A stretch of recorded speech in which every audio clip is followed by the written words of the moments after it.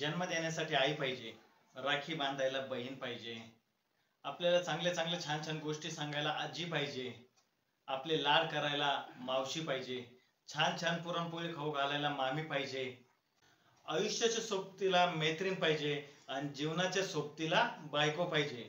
एवढं सगळं टिकवायला एक मुलगी जगलीच पाहिजे. आज जागतिक महिला दिन. जागतिक महिला दिनाच्या सर्व महिलांना खूप खूप खूप शुभेच्छा. आजचा जो दिवस आहे हा गोष्ट सांगणाऱ्या आजीचा, आजचा जो दिवस आहे पुरुषाला खांद्याला खांदा मिळून लागणाऱ्या प्रत्येक स्त्रीचा.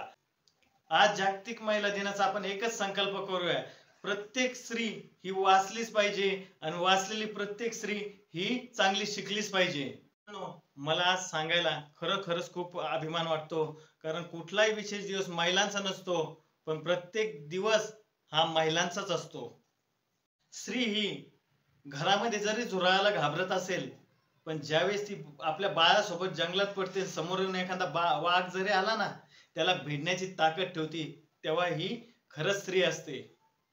एका स्त्रीने प्रण केला होता, त्यामुळे महाभारत झाले, आणि एका स्त्रीने चांगले संस्कार केले, त्यामुळे ह्या देशाला स्वराज्य लाभले. जिजाऊ नसेल तर आज आपल्या देशाला स्वराज्यच मिळाले नसते.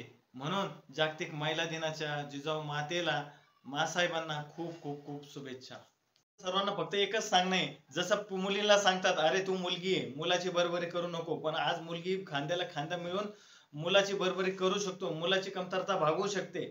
पण आपण जसं मुलीला टोकतो की तू मुलगी, तू हे करू नको, ते करू नको, ते नको, माझं तर म्हणणं ही वेळ आज आलेली आहे, प्रत्येक बापाने मुलाला सांगायचं की तू घराच्या बाहेर पडल्यावर प्रत्येक मुलगी ही तुझी बहीण आहे आणि तिच्याकडे चांगल्याच भावनेने, चांगल्याच नजरेने पाहायचं. तेव्हाच आपला देश हा सर्वगुण संपन्न आणि महान बनेल.